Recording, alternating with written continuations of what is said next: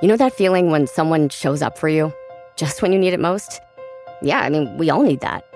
That's what Uber's all about. Not just a ride or dinner at your door. It's how Uber helps you show up for the moments that matter. Because showing up can turn a tough day around or make a good one even better. Whatever it is, big or small, Uber is on the way, so you can be on yours. Uber, on our way. It's starting to sound like spring, but it's not official till you've lit up the grill with Kingsford Original Charcoal. This time of year, as we break in the backyard with friends and family, everything tastes better cooked with authentic wood-fired barbecue flavor. Thanks to Kingsford. Welcome, spring. Visit Kingsford.com for charcoal and more from America's grilling expert.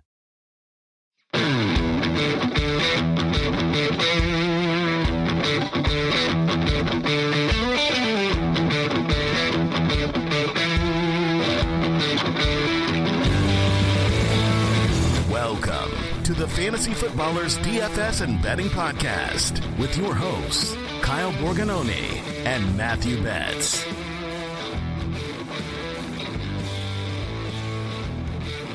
Welcome on back, you beautiful people. It's Friday, May 9th on the Fantasy Footballers DFS and Betting Podcast. I'm your host, Kyle Borganoni, and I am joined, as always, by Matthew, back from the beach Betz. It was a great weekend last weekend, man. Got away for like a long weekend, Cinco de Mayo, with some college friends. No kids on this trip. There was times where like my wife and I were like, we don't really know what to do. Like, this is just weird. So it was great, man. Very refreshing. Good to get away after the NFL draft, come back, refreshed, ready to go. We are weeks away from the official UDK season, June 1st, which of course means always updating the best ball rankings, best ball primer, everything in the UDK ready to go for you guys. So it's time to get to it. And I feel like as the days go by, the weeks go by, I'm starting to get more takes, kind of more general, ideas of how I want to attack this season for best ball. So I'm excited to break it down today. Should be a great show. I'm finding more ways for everybody to fail. I'm going to be honest. Yeah. That's basically what fantasy football is, right? Like the landscape the following season, ADP wise, adjusts based off what just happened the previous season. Yes. Players skyrocket up boards. And in general, if you can find ways that the guys that are super expensive fail, and they do fail, you will have a lot of leverage on the field. So yes, that is, you just do that and you print, Kyle. It's easy. I was helping Andy build out an argument for the main show, which if you haven't, I would say we did an overreaction show, Fantasy Footballers main show. And I have all the stats, all the catalog of stats recapping what happened in 2024. But now, after the NFL draft, we're kind of starting to look forward.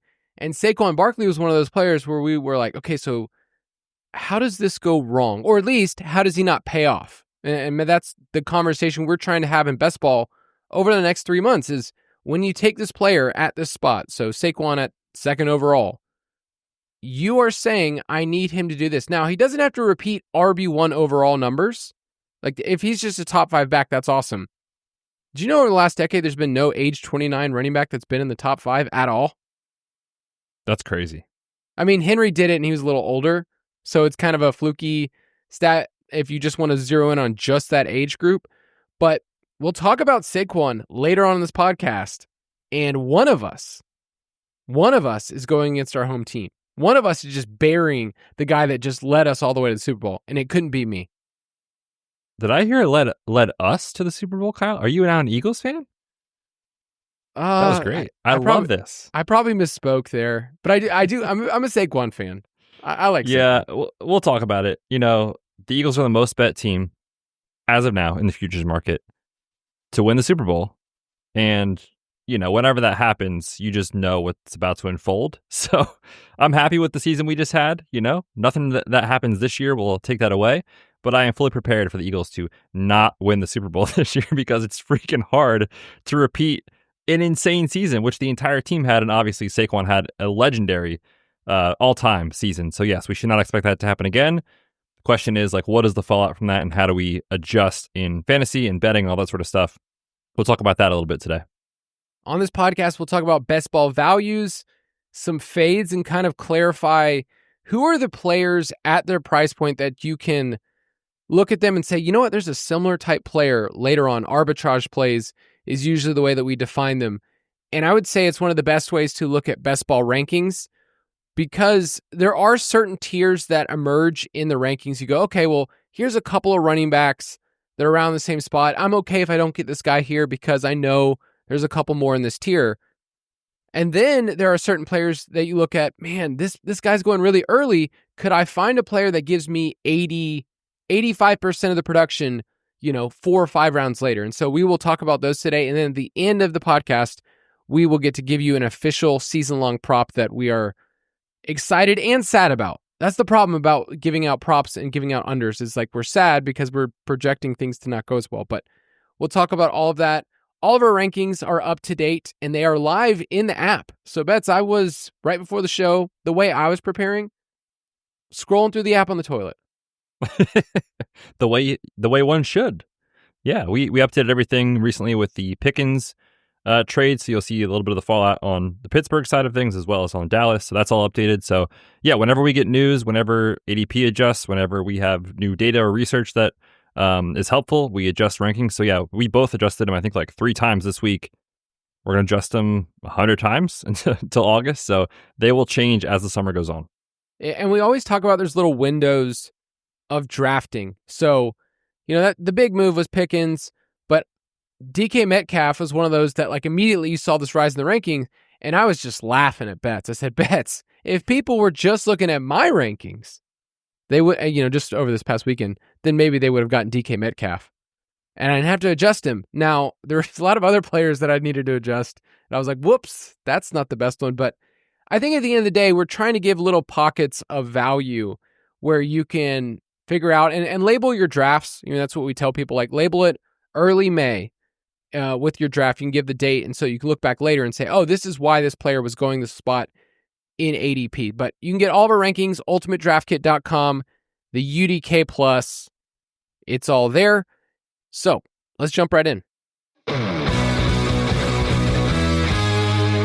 Best Ball Bonanza. So I want to ask you the question, Matthew.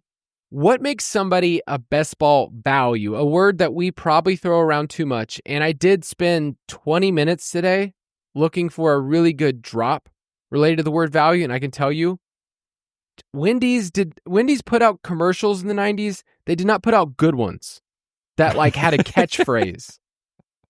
Come on, Wendy's. It was really weak. You know why they didn't have to market as much? It's because everyone knew the Super Bar was so good. They didn't have to market it. Everyone knew. Values. When I think about values in best ball specific context, kind of like you mentioned at the top, I'm trying to find players going later in drafts who either have like the same archetype as players going earlier than them, much earlier than them, or I'm thinking about players that right now I can see a path where in June, July, we get to August and we get more information, the player's price will rise. Like those are kind of the two ways that I think about value in best ball. And when you think about some of the best, it's always kind of hard to talk about this because like best ball is more than just player takes. It's roster construction and you need spike weeks at the right time. Like you need a lot of things to go right. But when I'm thinking about like kind of the best picks from the year before, it's always the guys that went way later and we're like, whoa, where did that come from? Type of thing. Jaden Daniels, insane value for where you got him. Jonnu Smith last year, insane value for where you got him. So obviously in hindsight, it's easy to point those guys out, but trying to call your shot or at least be overweight a group of players going later than we think they should be for the upside case is kind of how I'm thinking about values for this episode. You and I are going to give a couple of values and then we'll move into fades and talk about, when we say fades, we're not saying I'm not drafting this player at all. We're saying I'm not drafting him at their cost. And if things change, I'm willing to have that. Now, there was a player last year that I just dug my heels in the sand. I don't know if you remember, but I said, I will never draft Hollywood Brown. No matter what, he will be on 0 of my rosters. And if he beats me, he beats me. And I'll just tell you this. I danced on that man's fantasy grave last year because it was bad. But also, there's some other players. Got hurt. What do you mean people it were was drafting bad? him. His ADP. That's what I'm saying in best ball. Yeah, we don't know if that would have been a good or bad ADP. No. The dude got hurt in August and didn't play till December. Yeah, and I said there was way too much risk to even consider thinking about drafting him before he got hurt. Okay, Kyle's victory lapping injuries. No, I'm not victory lapping that. I'm saying that there are certain fades that I go too far, and that one worked out well. There are other fades where I go, man, I can't see Travis Kelce pay off at this ADP, and then he buries me. So my point is not, saying, hey, they got hurt, look at me. It's more of saying there needs to be some nuance when we say fade a player, right? We're not saying like don't ever draft them. Definitely. And there's certain players I think that are really good picks, but like are probably 3 rounds expensive. You know what I mean? Like there's never a player that I'm like, I don't want that guy. But when their ADP is reflective of what happened the previous year, and you can see a path where whether it's team level regression, player level regression, they ran super pure on touchdowns or contested catches or, whatever it is, you just want to ask yourself, like, what does this guy have to do at this cost? And we brought it up last week, a couple guys, right? James Cook, maybe one of the most obvious touchdown regression candidates in the league. He's going higher than he was last year. Terry McLaurin, definitely an obvious touchdown regression candidate and got target competition with Deebo Samuel. He's going higher than he was last year. So I like those players. They're awesome players. I love them. I have them on a bunch of rosters in Dynasty and things like that. But last year, their cost was not reflective of the upside. This year it is. So just for them to be a great pick is less likely because the cost is more.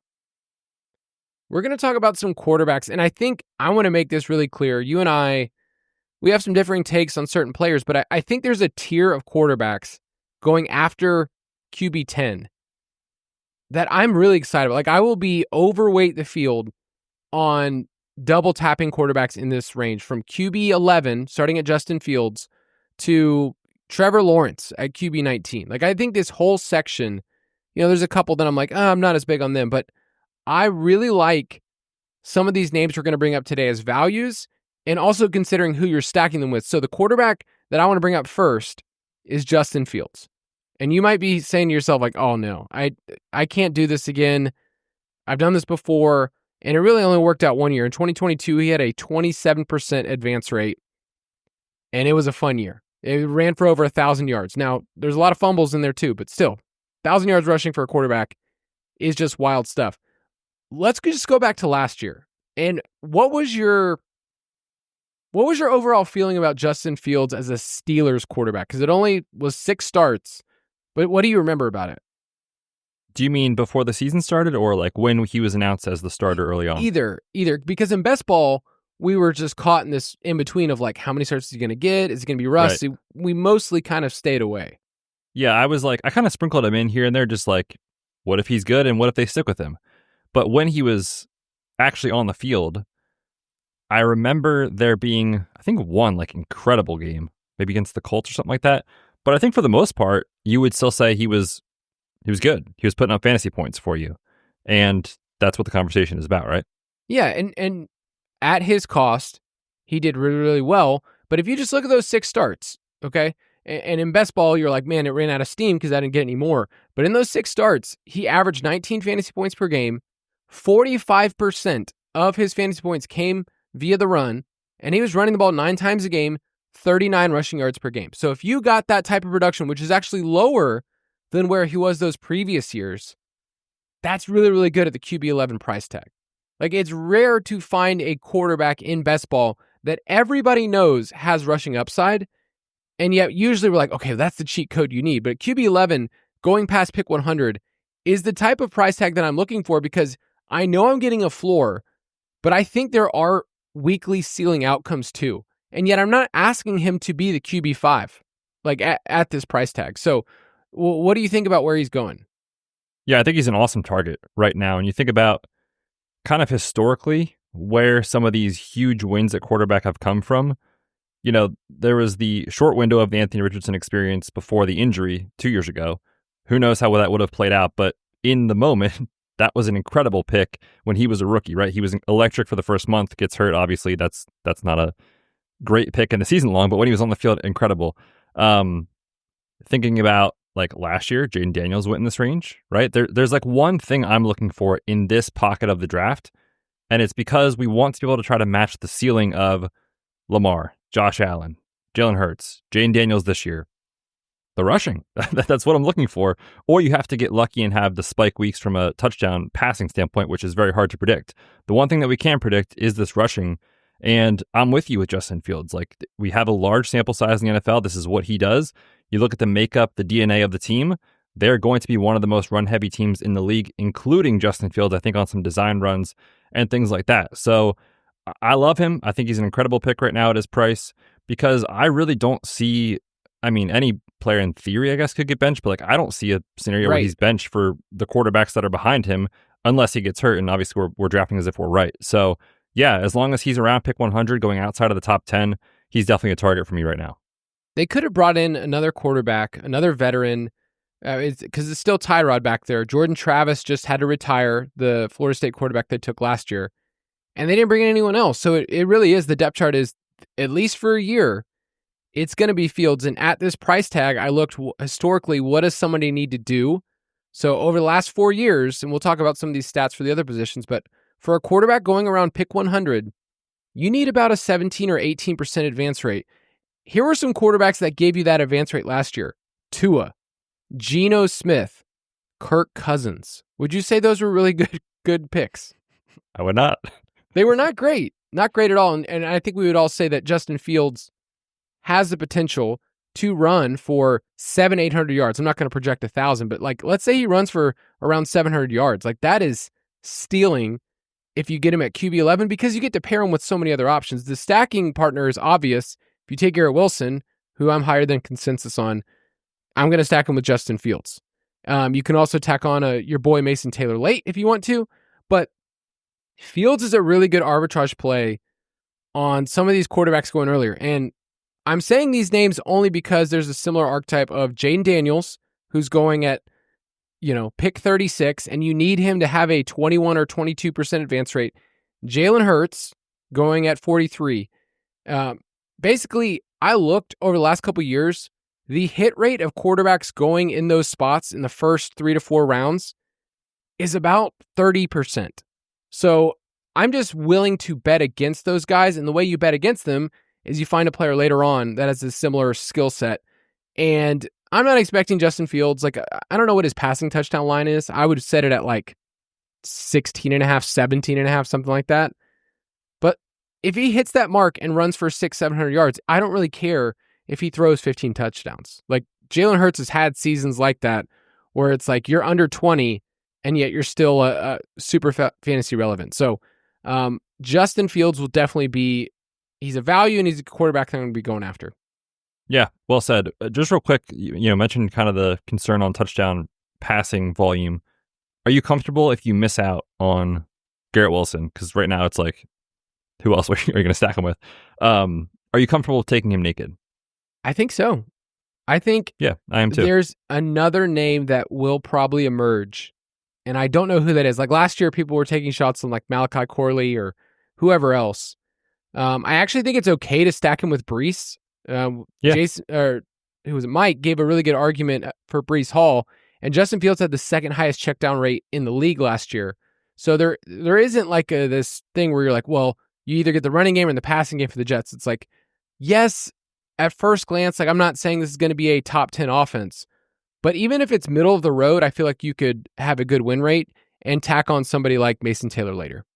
Sure. Yeah, it makes a lot of sense. I'm with you. All right, let's keep it rolling here. People know who this is. They know. It was a year early last year, I'll admit, when I was very into Drake May. And I'm gonna call myself out here. I may have said what did we do an episode on, like best ball champions or whatever the term that we used last year was. League winners, whatever. I might have said Jalen Polk. Now, I would like for people to forget that happened, but it did, and I'm acknowledging it. Obviously, in hindsight, that's a train wreck. But my approach last year was saying, look, this quarterback, Drake May, has the skills that we're looking for to put up ceiling for us in fantasy. The issue was everything around him was a complete disaster. You had a team with a 4.5 win total, the worst offensive line by far in the league, a head coach and offensive coordinator that were way in over their heads, absolutely zero weapons.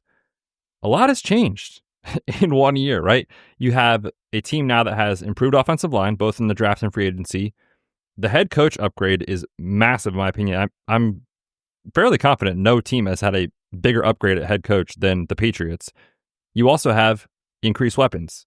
They took Travion Henderson, we love. Stephon Diggs, again, not in his prime, but better than what I had last year. We like Kyle Williams, Hunter Henry's, serviceable tight end. They have at least enough to support him. And their schedule goes from the third most difficult last year to the second easiest this year. So it all lines up for me for a player who already flashed the upside we're looking for to actually put it all together and give you like a top 7, 8, 9 type of season. And right now he's going as the quarterback 15. So I am very, very in on Drake May. Actually, Justin Fields and Drake May early in the process are my two most drafted quarterbacks. So this is actually right on brand for us. And I just want to highlight, again, I mentioned in this range of the draft, quarterback 10 to 15, 16, 17, I'm looking for rushing upside. You mentioned Justin Fields. That's very obvious to people. This dude, Drake May, 5th in the NFL in rushing yards per game among quarterbacks that started at least 5. His percentage of his fantasy points that came from his legs was 28%. That was tied with Kyler Murray. That was better than Lamar Jackson at 26%. That was better than Bo Nix at 21%. So he is giving us legit rushing volume and upside, especially as a scrambler. Only Jane Daniels had more scramble yards last year than Drake May. So I don't think that he's like a perfect prospect pick by any means, but the price is too cheap right now for the upside that he could give us if things click in New England. So as long as he's being drafted outside the top 12, he is going to be a target for me this draft season. I love it. You talked about him on the Dynasty podcast. You talked about him on this podcast. Apparently, you're going to talk about him every single week. Is it hard to make a my guy out of a quarterback? I think I'm going to. If this continues, if these prices are still available to us in August, Kyle, I think he could be the guy. Wow. So you guys are. It sounds like you and Drake are in this really good stage of the friendship, of the relationship, man. Like things are heating up. You guys went to like a little date or two, and you're talking in a way where you just talk about him every single episode. We're trending that way. That's certainly happening. I'll try not to next week, but I can't make any promises. He's really fun. I posted a thread of a lot of his runs this past year. They're not like, there's certain quarterback yardage that you look at later and you go, that's fluky. That's not going to be repeatable. I feel like this is going to be part of his game in the NFL. And we talked about it a little bit, him coming out, that he can run the ball and they were going to use him around the goal line. Last year, it was way more than that. Like it was like, okay, you see the open holes in the defense and you take off and, so like, I don't know where we're going to project him at, but like if he had 500 rushing yards, that should not shock anyone. No, absolutely not.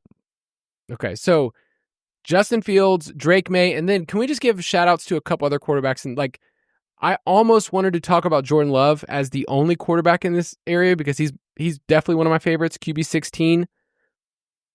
I love the offense. We'll talk a little bit more about the Packers in a second, but Jordan Love is definitely one of those players. Justin Herbert, imagine us not talking about Justin Herbert on this podcast, but at QB 14, he looks great. May at 15, Love at 16. Dak still looks good in the same range. Trevor Lawrence. Like, I don't know. Like, would you say this is maybe a strategy that we want, people that have the UDK plus, that they take two quarterbacks in this range? Because usually it's, let's say you take a stud early. You said, hey, I went in on Jaden Daniels or Josh Allen or whoever, and you're like, I need a quarterback later. Like, I like one of these quarterbacks. Are you saying that if we double tap here and maybe get a third late, that we can gain leverage on, hey, I'm expecting those elite guys to fail? I'm going to definitely have my fair share of the elites just because in any given week, like those are the dudes that can give you 25, 30 points, right? Like that you might need them kind of thing.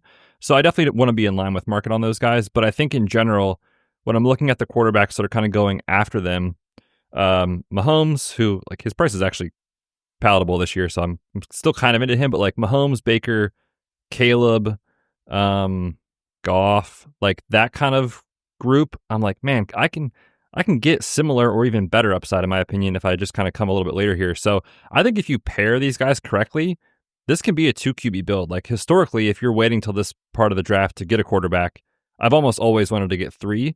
Not saying it's bad to get 3, but like if you went with Fields in May, you're set. Like that's plenty of upside. Herbert in May, loving Fields. Like that, any of these kind of combinations in here, I think that can work as a 2 QB build. So yes, I think you can definitely arbitrage the early guys and manufacture enough upside in this range that we highlighted a couple of our favorites, but like Kyle said, there's a bunch in this range that I'm definitely trying to be overweight on, just this cohort kind of in general. I won't lie, though. Fields and May in a 2 quarterback build sounds terrifying because the rushing upside's there. You also know that there's a lot of turnover upside as well. Kyle, we're playing for first, dude. We don't care if we come in second. We're playing for first. Dude, you're so right. It's not worth winning if you can't win big! You're right. It's not worth winning if you can't win big. And that's what we're going for here. So let's take a quick break, and then we'll jump into some more. The Slayer has been activated. All the power of hell cowering before one man. Id Software presents Doom, the Dark Ages. Pre-order now. Rated mature. Hey guys, have you heard of Goldbelly? It's this amazing site where they ship the most iconic, famous foods from restaurants across the country. Anywhere, nationwide. I've never found a more perfect gift than food. Goldbelly ships Chicago deep dish pizza, New York bagels, Maine lobster rolls, and even Ina Garden's famous cakes. So, if you're looking for a gift for the food lover in your life, head to goldbelly.com and get 20% off your first order with promo code GIFT. That's goldbelly.com, promo code GIFT.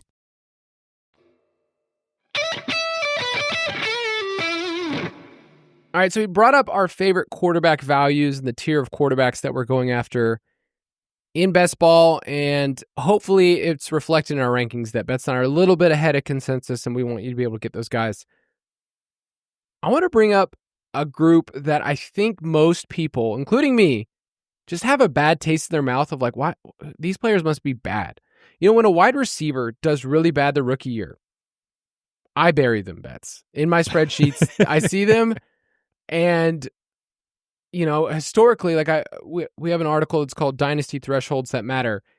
If a wide receiver doesn't produce in year 1 and year 2, and they have a really low yards per out run, they end up being Terrace Marshall Jr. They end up just being a player that you go, okay, I need to move on. So Jalen Polk was one of those guys that we talked about. Devontae Adams basically the only guy that returns from the grave there. So wide receivers feels like one of those, if they did bad their rookie year, we bury them. Rookie running backs, though, I think we sometimes take that same sentiment and move it over and be like, man, this guy didn't do anything as a rookie. They have an established veteran ahead. Who cares about these players anymore? And I'm talking about some of the rookie running backs that were drafted on day 2 last year. So it was Jonathan Brooks, it was Trey Benson, it was Blake Corum, Marshawn Lloyd. Those were the guys last year drafted on day 2.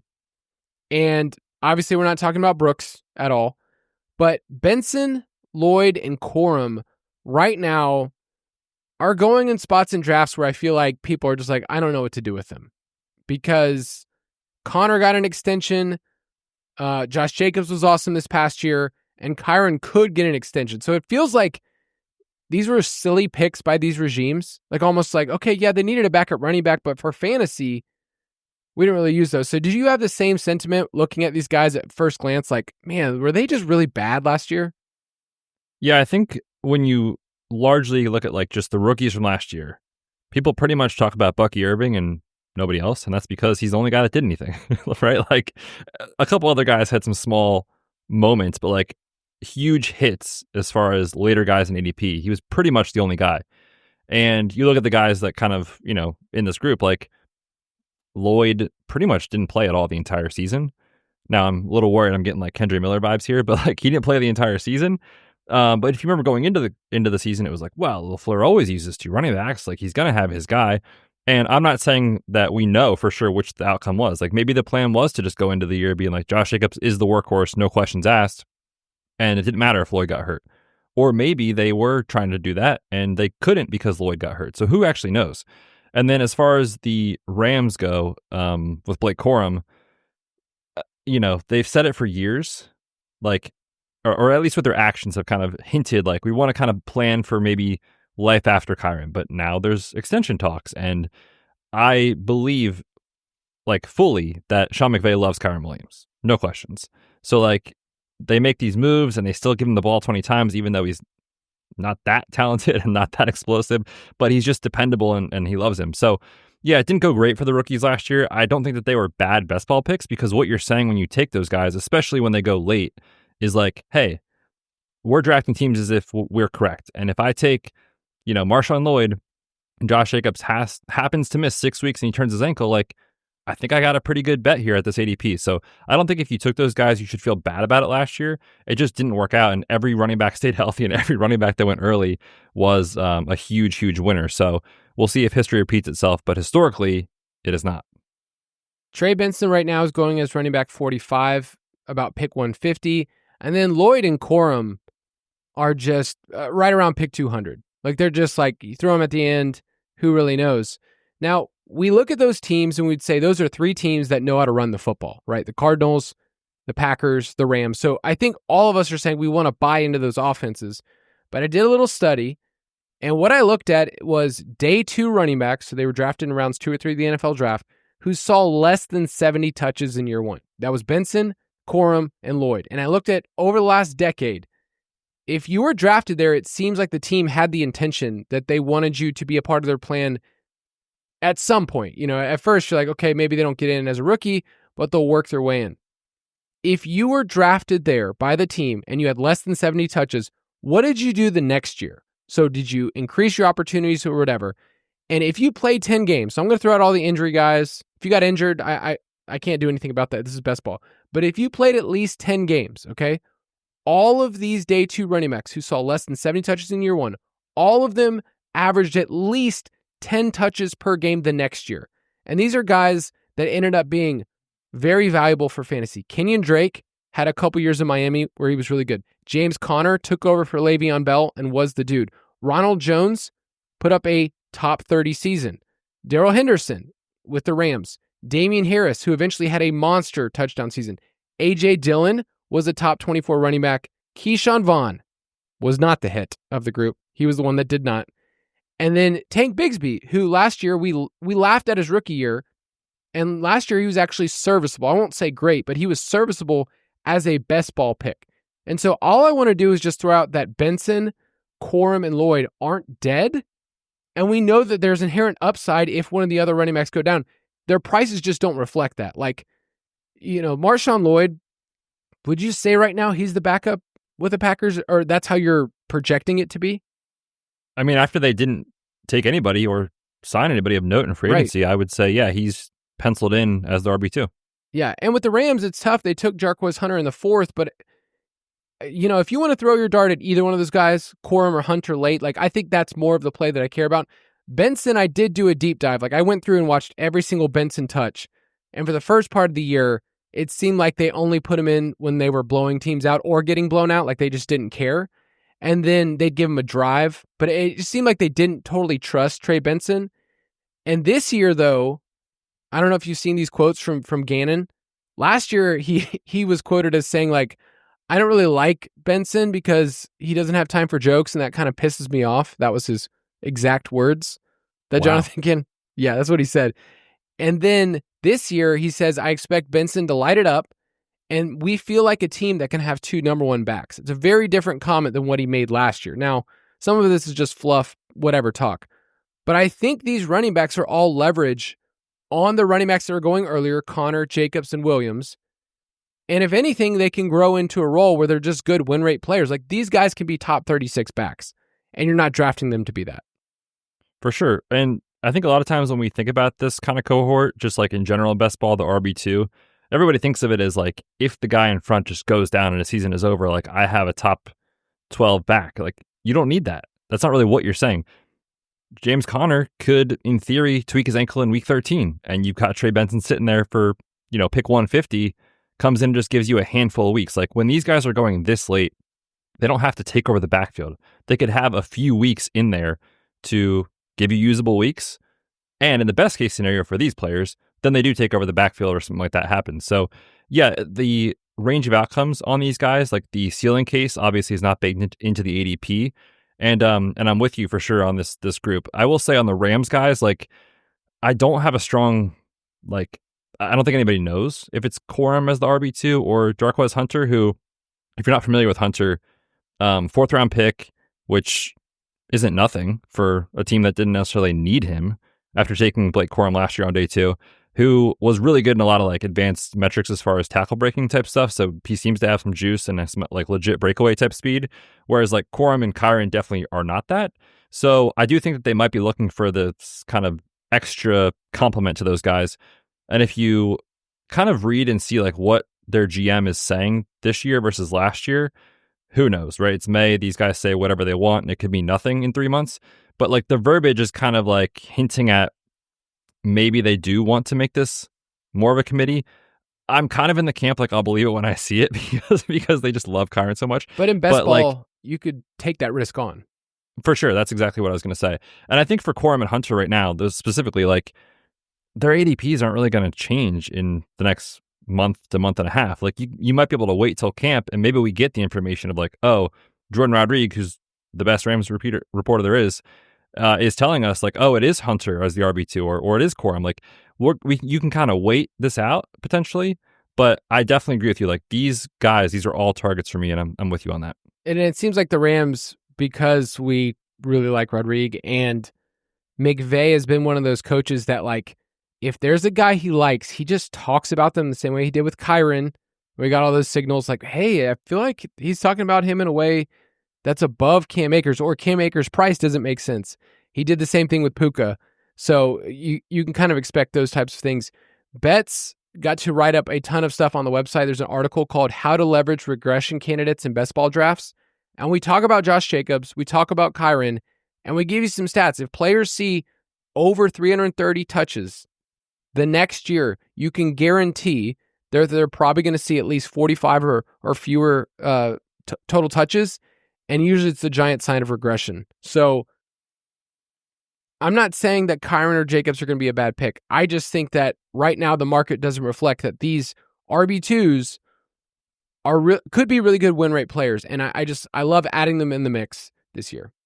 Definitely, especially if you need running back at the end of your draft. Makes a lot of sense. Also in that same cohort, before we move on, I think Will Shipley is kind of the Philly running back that you want if you're taking one.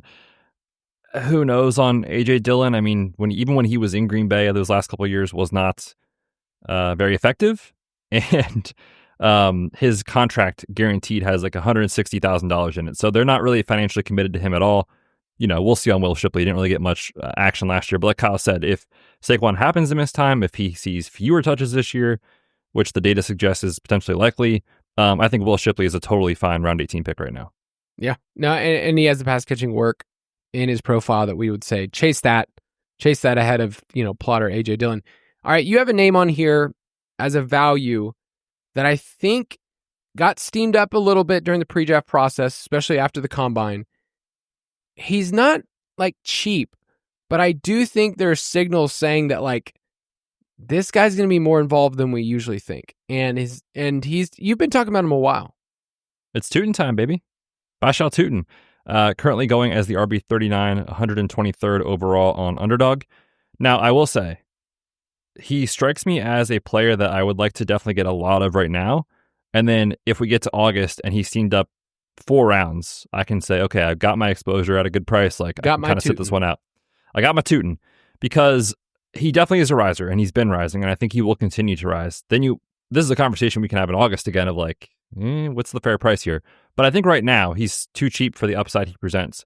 You think about the Jaguars' current situation. Obviously, the team last year and years prior is not the same team. This is just a completely different team. New regime, new weapons, all that sort of thing. Liam Cohen obviously comes over. They have a new GM. The running backs on the roster have, no ties to this group. Liam Cohen did not pick Travis Etienne. This GM did not draft Tank Bigsby. Their guy is Bashal Tootin, and there was already kind of rumors and rumblings like they were in on RJ Harvey. So they are definitely targeting a specific type of running back, a guy that is electric in space, can catch the football, and is more dynamic than the backs that are currently on the roster. When you look at last year, to Tank Bigsby's credit, he was pretty good as a runner, but as a pass catcher, 11 total targets the entire season. That is not his game.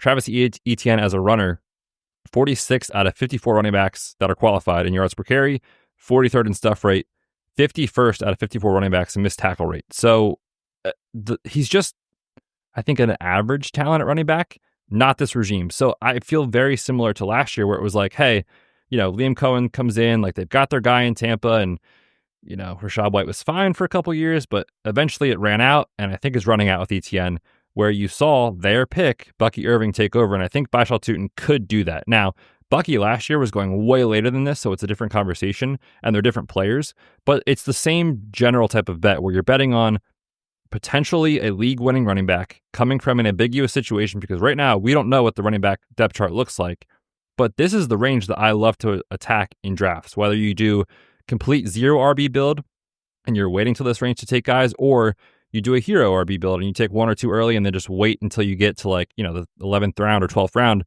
This is the range that league winning guys come from. Last year, Chase Brown was in this range. We didn't know who the Cincy running back was to take. Rico Dowdle was kind of in this range. We didn't really know if it was him or Zeke. A couple of years ago, Ramondre Stevenson was the guy you wanted in this range. There's always league-winning upside in this range of the draft at running back, and right now I feel like Baishal Tutin is an awesome target to potentially get that. So I see a path where this goes wrong. He's a fourth-round pick. Don't get me wrong, he's not a flawless prospect, but there's a lot of signs here that he could be the dude for the Jags, especially down the stretch when we care about it most. Yes. The fact that their new GM, James Gladstone, the talk was that he would come in and make a splash. And I feel like he's followed through by saying, I'm going to do things a certain way. And it seems like the organization's on board. I mean, they just cut RIP Gabe Davis and just said hey, that was not my deal. I did not bring this guy in. Then they cut him with a lot of dead cap money too, by the way. It wasn't just oh, I don't like this guy, let's get him off the team. It seems like with the running backs, they're making the same call. Now, we would usually look at a fourth-round running back and say, okay, well, he's going to be gradually mixed in. Who knows?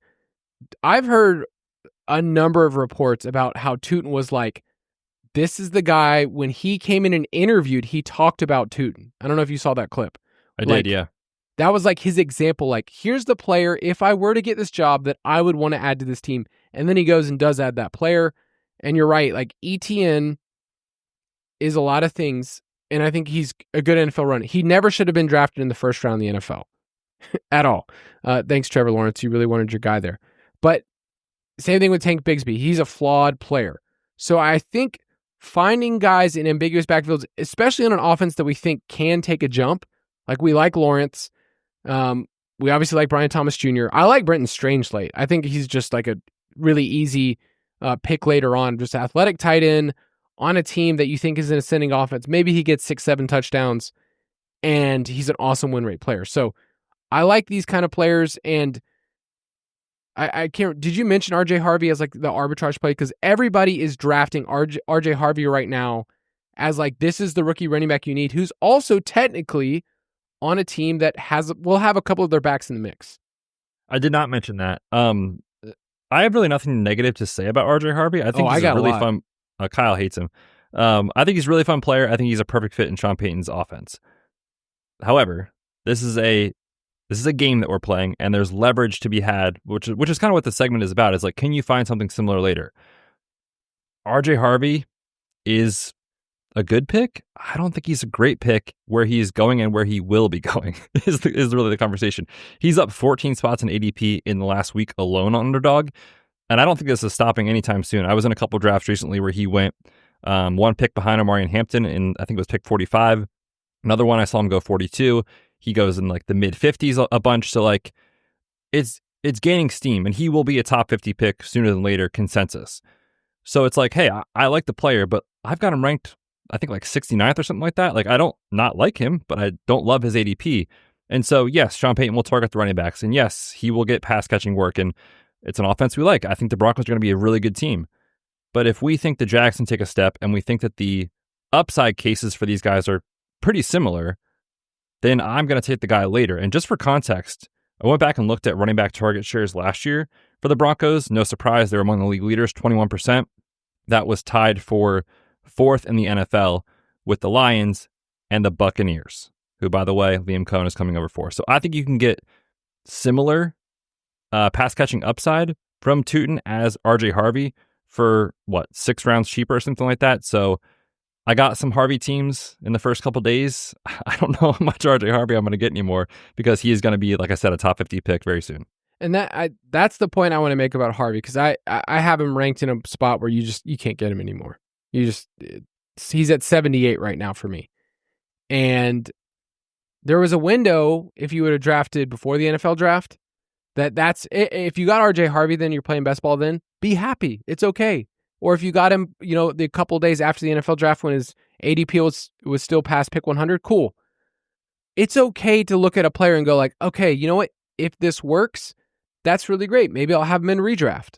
Maybe we'll play him, in DFS. Like so I joke about him being old. Like, I think it can work. And I texted Betz this earlier. I think Harvey can work. He's just pricing away where he has to work. Right. Like he that's has a great way to work. to put it.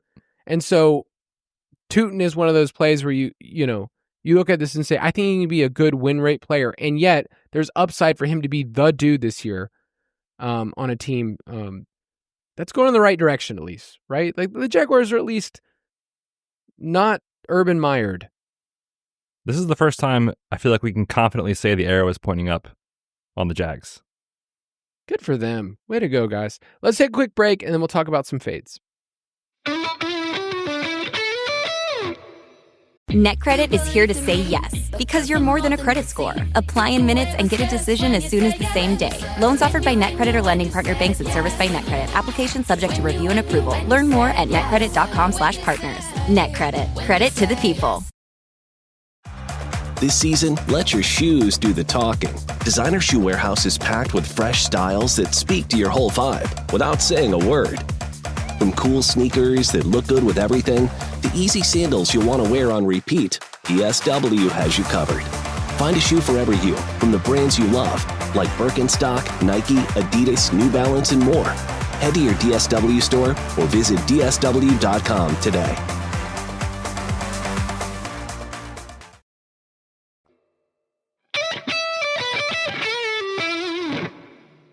All right, so when we mention players as best ball fades, the main thing is about the opportunity cost. There might be too high. So when we were just mentioning RJ Harvey, we're definitely not saying fade him. My rankings aren't saying don't ever touch this guy. It's just that the steam is so much. When you were saying he's going in round 4 with Omarion Hampton? Not in every draft, but in some of the drafts I've done in the last week, he has gone there. I'm seeing 56 overall right now, which is just ahead in my rankings. It's more of the opportunity cost of what you're giving up at that spot and what you need that player to do. So a lot of the data that we'll share today, and we'll get some more of this on the website for people that are UDK plus, is I need them to be a good win rate or a good advance rate player at this price. And we can look historically. I have some data going back the last 5 years of in best ball, if somebody's going right here, this is the expectation. I talked earlier about Justin Fields where, hey, all I need him is to be a 17 or 18% advance rate player, and that's really, really good and paying off. So we're just going to give you a little bit more than just player takes here. Some of this will certainly overlap, but a lot of this is going to be at this price point. I don't love this. And the first player I want to bring up is Jonnu Smith, who, dude, what a wild career from in Tennessee where he was like, man, this guy's really fun. He's like a yak player, and yet you could never really start him in redraft. Then he gets the bag in New England and is a flop. Then he goes to Atlanta to be the tight end 1 ahead of Kyle Pitts, which is just painful. And then he goes last year to Miami and somehow becomes the tight end 4. The tight end 4, which nobody saw coming. I'm sure Mike McDaniel did not. I'm sure Jonnu Smith did not see him being the tight end 4 on the season, but he was really, really good. 7 top 5 finishes. He had the same number of top 5 finishes as Brock Bowers last year, so the same number of spike weeks. That's insane. He was number 1 among all tight ends in first downs per route run. And just to give you some really fun numbers for this, Betz, because, I had to find them all.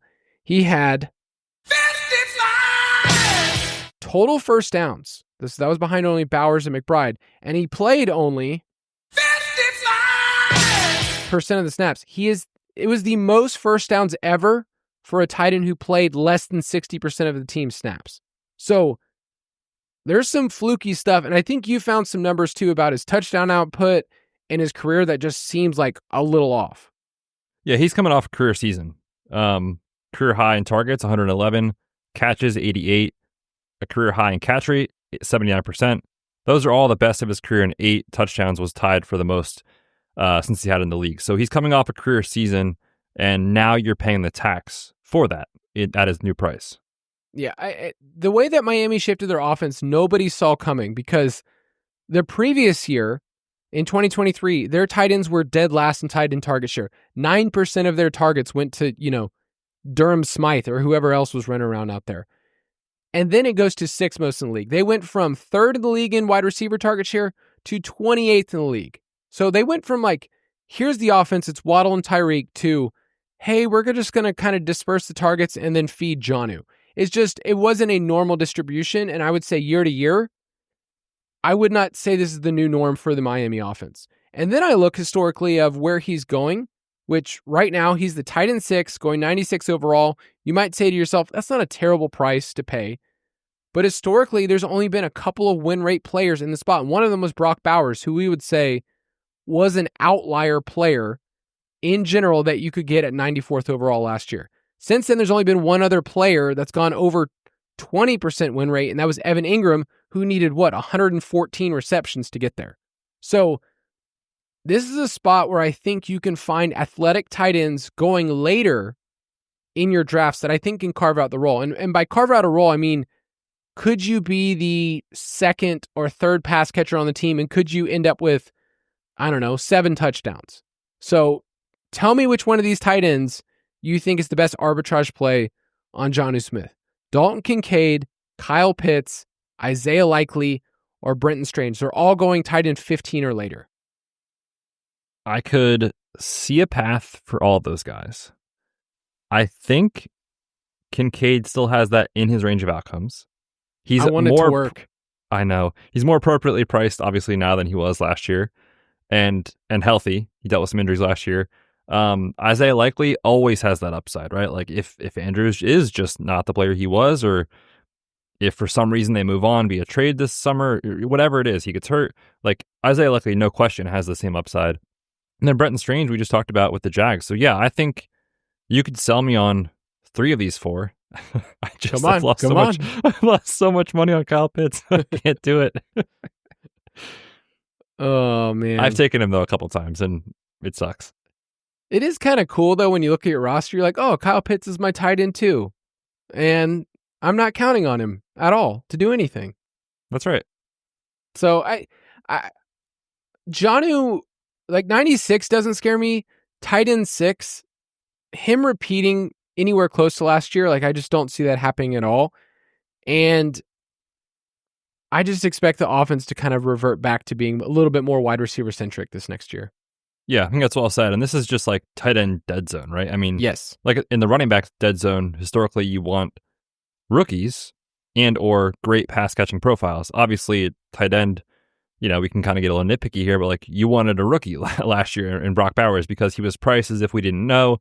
And the guys that generally go in this range historically are not that different from the guys that go, tight end 12 to 20. You can kind of arbitrage a couple guys there and make up for the upside that way. So yeah, it's tough for me on Jonnu.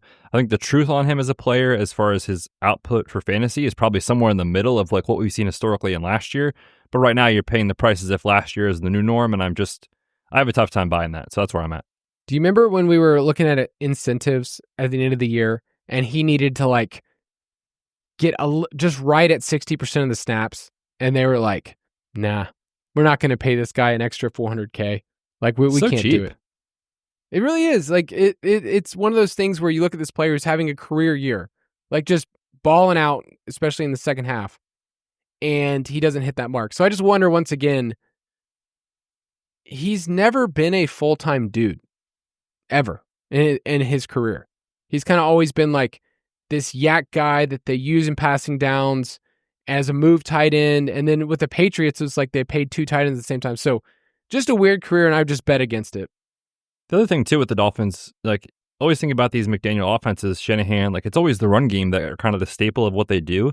And last year, they just, could not run the ball at all. Now, maybe that happens again this year, but, if they get that established, that's another kind of thing working against Jonnu. So I'm with you pretty much on all fronts there. Let's talk about Joe Burrow coming off the board at quarterback 5, which basically is the pocket passer trap of 2025, I think. Where, like, don't get me wrong, I like Joe Burrow. I love Jamar Chase. I love T. Higgins. I think this offense could be awesome again. However, he is coming off a season, specifically end of the season, weeks 9 to 17, where like he was helping people win championships. Quarterback 2 in points per game behind only Josh Allen in that sample. But when you look at pocket passers, you have to ask yourself, how repeatable is the production via yards and touchdowns? Joe Burrow this season is coming off career highs in pass attempts, completion rate, and touchdowns at 43. And there have been 22 times in NFL history that a quarterback has thrown for 40-plus touchdowns. So this is one of the best we've seen ever in the NFL.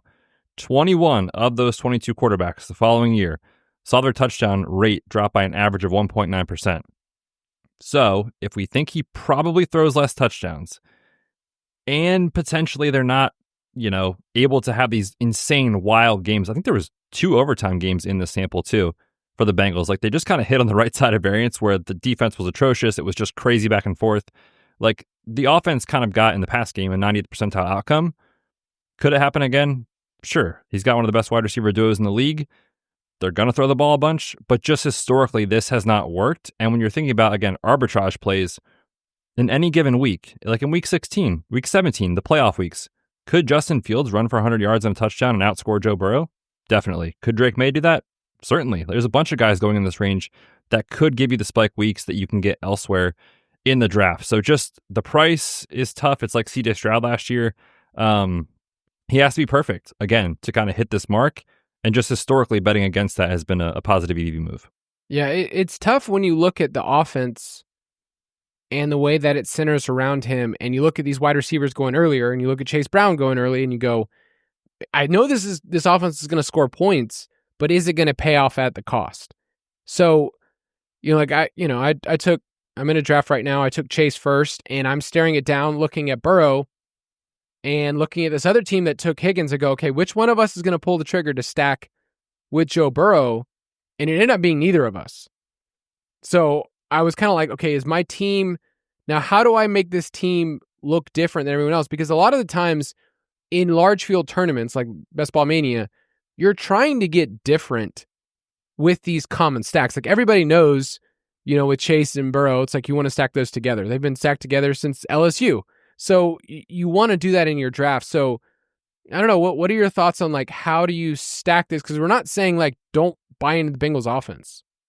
For sure. I think we've had this conversation on the pod a lot, like recent examples of just when the entire team basically is going in these top 50, top 60 picks, it's really hard for all of them to pay off at their cost. So I want exposure to the Bengals, don't get me wrong, but I don't feel like I need to have T. Higgins when I have Jamar Chase. I don't feel like I have to take Joe Burrow when I have one of the wide receivers. Don't get me wrong, I would love to have the stack, but the opportunity cost of taking him where he goes over an awesome RB2, an elite tight end, wide receiver 3, it's pretty massive. So right now, thinking about game theory leverage, based off the current ADP landscape, Jamar Chase goes first or second in every draft. Higgins is always at the 2-3 turn. So it's very common that people say, hey, I'm taking Chase, I'll just take T. Higgins and get the stack, and then I'll come back and take Joe Burrow. The problem is that specific trio at a very high cost is going to be really, really popular in these tournaments. So Best Ball Mania, it's going to be open all year. The DK Millie is going to be open all summer. Like you're not sneaking anything by anybody. This stack is going to be very, very heavily rostered. So maybe it's you just take Chase Brown and you're done with the Bengals, or you take Jamar Chase and later on you tackle on Mike Gesicki. Like you still get access to the team, but you don't have to have Burrow because I think the cost on him is just too high right now. We talk a lot about there's an opportunity cost for everything, and also that there's not always binary decisions when you're drafting a portfolio of teams over the course of the summer, right? We're not saying don't stack the Bengals, and we're also not saying like, oh, well then just go the opposite way and get really weird. Like at the end of the day, there were teams last year that advanced all the way because of Burrow and Chase. And there were also teams that got all the way there because of Chase, and then they had a different quarterback that actually, was able to vault them over Burrow. So there's this part of best ball that if people have been playing the last 3 or 4 years, or they're new in the last year or two, they know they're supposed to stack.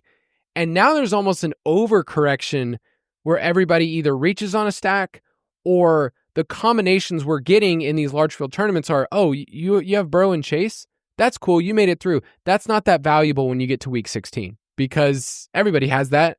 And, you can have a better combination. So I'm trying to work out the way there's a balance of it, right? There's a dance of you want to stack, but also if I'm playing in tournaments, do it. Now in a 12-person league, that's just that. If you want to pick Burrow, it's totally fine. We just think that at cost, it's not great. Yeah, real quick on this too. Like last year's example, one of our most loyal listeners, Chris, almost took down the DK Millie with this specific example. Had Jamar Chase, had T. Higgins, got sniped on Joe Burrow, and came back and made up for the upside later with Jaden Daniels, and that was what he had that almost won the Millie. So you can do this specific thing, or if you do want to try to get the mega stack, like kind of like make your room do it, right? Like push it. So take Chase and T. Higgins and then wait and just see if somebody will take an unstacked Burrow, because when they do that in these tournaments, they're losing out, not you, right? So like you could push it and say maybe he falls in the 60s, maybe he falls in the 70s, and now you have a stack similar to everybody else, but your combination of players, because you spent your 5th round pick elsewhere, is different than the rest of the field. So I'm fine. Like with Burrow, I've got him, I think 68th overall or something like that. Like I want Joe Burrow. I just don't want him as the 50th overall pick. So that's really the conversation. I think if you take those guys, don't be afraid to push the stack too. Yeah, we've talked about daring your room before, but you're saying like bully him, like push him around. Oh, absolutely. Yeah, bully him. Be mean. There's if you're playing on an underdog, you're like, man, there's no chat there for me to just like kind of like push them around. Just be like, hey, I dare you. Do you see who I have? Do you see who I have on my roster? Do it. I dare you. And then think about that last year. Like people were probably doing that, and then they're like, you know what? I'll just take Jermaine Burton later. It's fine. Jermaine Spoiler, Burton. It was not fine. Also, yeah, my arbitrage play on Chase is Burton. That's who I'm going for. All right, we'll just mention a couple wide receivers. If you want the full argument on JSN as kind of somebody to be lower on, Mike laid it out on the main podcast. We worked through some data about ADP expectation and what players do in year 2. And after they break out, we kind of end up boosting them in year 3. And so JSN going at wide receiver 15, his splits are weird. He really fits better on DK on full PPR than he does on Underdog.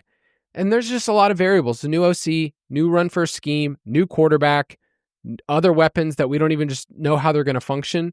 Is he going to lead this team in receptions? I think so.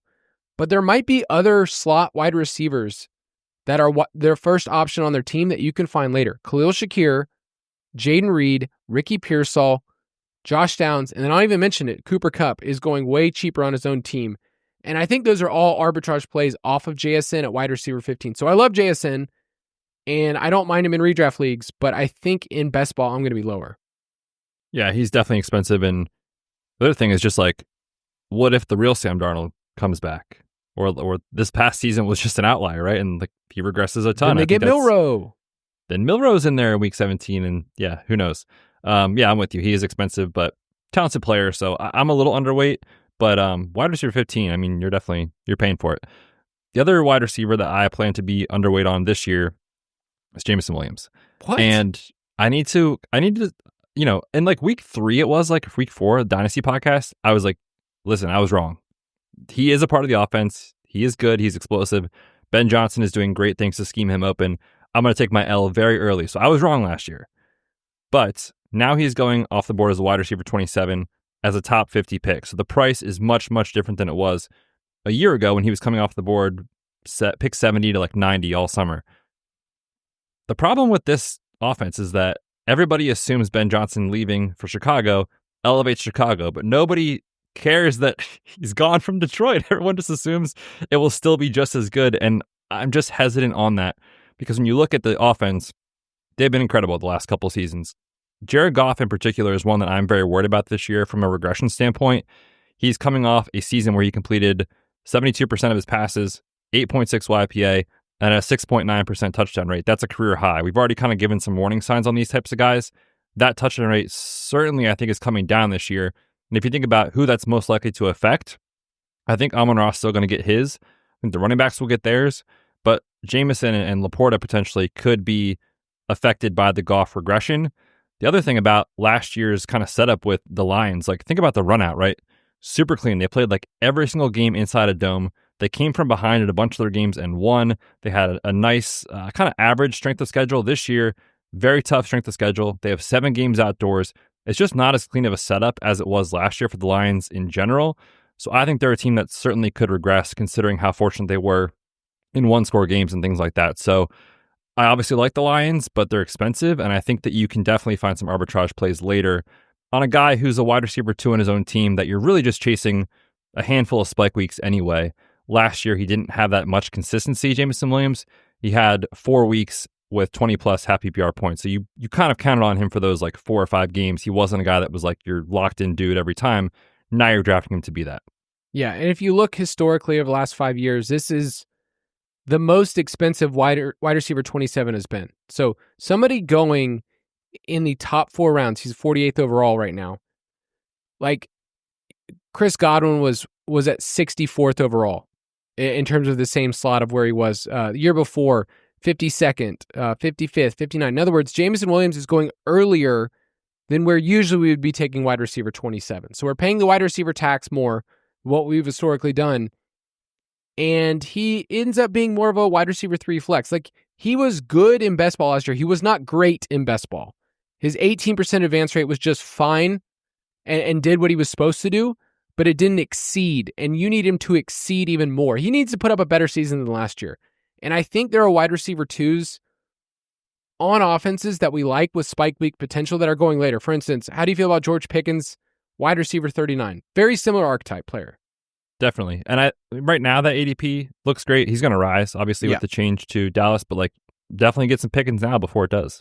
Yeah, and there's some guys going later, Darnell Mooney, Keon Coleman, Rashad Bateman, who are the wide receiver 2s that end up having those kind of TD spike weeks that I'm interested in a little bit later. So yeah, Jameson Williams he's just expensive. He's too expensive for a spot. I like him in best ball.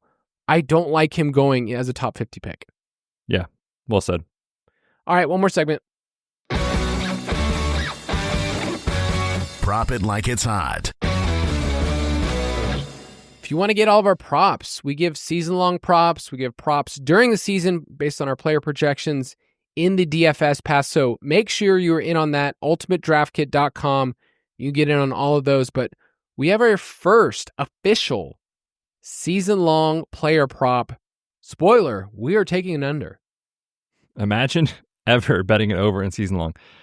If you're new to season long props, it's not super fun to type your money for 7 months or whatever it is, but this is a highly, highly volatile market that is easier to beat than other NFL markets because books price things as if everything goes right. And obviously we know chaos ensues every year, whether it's injury, bad performance, coaching changes, whatever it is. Under is generally cashed at a pretty high rate. So we are going to go with an under. Did you see what we put here last year in this segment? A year ago.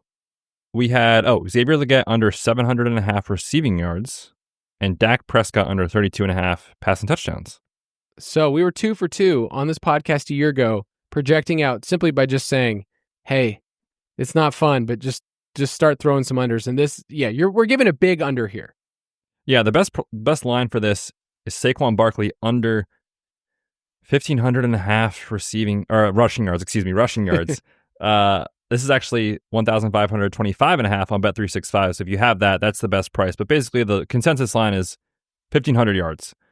That's really hard to do, man. He has to stay healthy. He has to be great again. And he has to basically not replicate last year, but be kind of almost as good. Like, it's just impossible to do this year over year. There's been one player since 2010 that has improved their rushing yards when they have met this line. So when players have run for 1,500 yards, one guy has run for more the following season. Almost every single other player drops off by a lot. The only player that has done it is Derrick Henry. So is Saquon capable of doing this? Certainly, right? Great offensive line, great team. He's going to get all the work. It's just that there's chaos that ensues. Maybe the offense isn't as good. Maybe they're not in as many positive game scripts. There's just ways where it goes south, injury.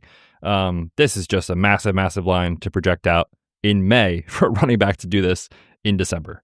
Yes. And if anybody can do it, we would say Saquon is the type of outlier that can do it in his age 29 season. But he's coming off a season where he touched the ball 482 times if you include the playoffs. In the playoffs, he saw the 5th most playoff touches of all time of any running back. So he essentially played another, like, if you just look at, like, for a running back, played 5 more games. I know it was only 4, but, like, he played as if he was adding another 5 games to the season.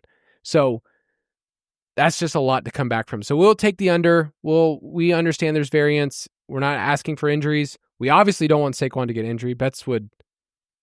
Is that why you subtly brought up Will Shipley earlier? No, I hope we lose this. Like, as an Eagles fan, I hope we lose this bet. But this is unfortunately a happiness hedge for me, and a good wager, unfortunately. Yeah. All right, that'll do it for this episode. Next week, I don't know if you're ready for this, Betz. We are doing our win total spectacular.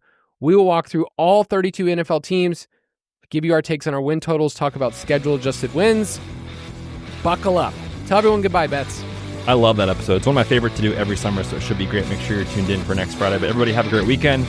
Get some drafts in, and don't forget to target these values, maybe a couple fades, and win the million at the end of the year. It's easy, Kyle. Let's just do that. Have a great weekend. We'll see you guys next week. Thank you for listening to another edition of the Fantasy Footballers DFS and Betting Podcast. Don't forget to visit us on the web at thefantasyfootballers.com. The mother of all sales is happening right now at Designer Shoe Warehouse. Score up to 25% off big deal brands like Adidas, Crocs, Converse, Reebok, and more. And just in time for Mother's Day. Find the perfect gift for her or for you, because Mama needs a new pair of shoes. And hurry, this mother-loving deal ends Sunday. Save up to 25% at your DSW store or DSW.com today.